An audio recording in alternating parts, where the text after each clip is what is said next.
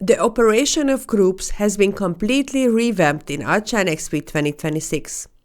From now on, editing or redefining a group will change all instances of the group in the drawing. By entering the group, we can make the desired changes, and then, when we exit, all instances are automatically updated in the drawing. Thanks to this, there is no need to manually update all identical groups, reducing the possibility of errors. Groups can also be replaced with other group. Select the group you want to replace and specify the new one from the library. If you want to deselect a group from automatic updating, you can do so.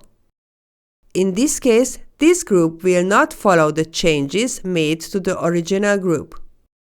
Replacing the group will re-establish the connection that was previously removed.